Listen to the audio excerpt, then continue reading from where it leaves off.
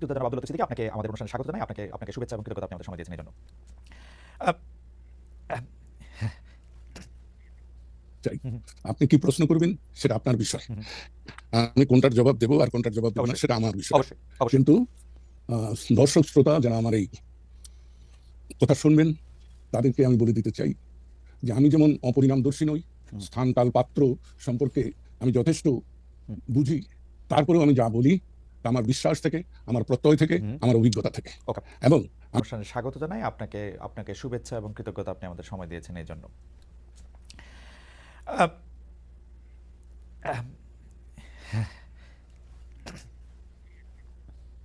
চাই হুম, হুম, আপনি কি প্রশ্ন করবেন সেটা আপনার বিষয়। হুম, হুম, আমি কোনটার জবাব দেব আর কোনটার জবাব দেব না অবশ্যই সেটা আমার বিষয়। অবশ্যই অবশ্যই। কিন্তু আহ, দর্শক শ্রোতা যারা আমার এই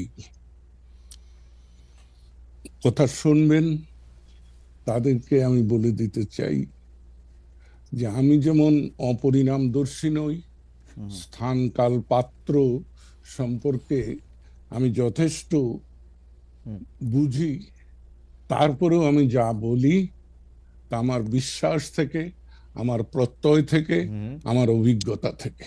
ওকে। এবং আমি বারবার অসম্মানিত হয়েছি এবং আমি বারবার বলি আমি অসম্মানিত হই সম্মানিত হওয়ার জন্য। না, তো ফ্যান্টাস্টিক। এবার আপনি আপনি আপনি আপনি নিশ্চয়ই যা প্রশ্নের জবাব আপনি দিতে চান সেটা আপনি দিবেন, এবং যেটা আপনার দিতে চান না সেটা আপনি দিবেন না, সেটা আপনার একদমই আপনার ইচ্ছা থেকে থাকে। আমার প্রশ্ন হয়তো আমি করব, তার আগে আমি একটু বলে রাখি যে আমি কিন্তু আওয়ামী লীগের বর্তমান যারা সর্বশেষ সরকারে ছিলেন এবং আওয়ামী লীগের দলের যারা বিভিন্ন পদে ছিলেন, তারা এখনো পদে আছেন কিনা জানি না, তাদের তাদের অনেকের সাথে যোগাযোগ করছি, তাদেরকে আমার অনুষ্ঠানে আসার আমন্ত্রণ জানাচ্ছি। তারা যদি আমার অনুষ্ঠানে আসেন তাহলে আসতে পারবেন। দর্শকদের মধ্যে অনেক প্রশ্ন ছিল যে আমি আওয়ামী লীগের যারা আছেন তাদের নিয়ে আসলে অনুষ্ঠান কেন করি।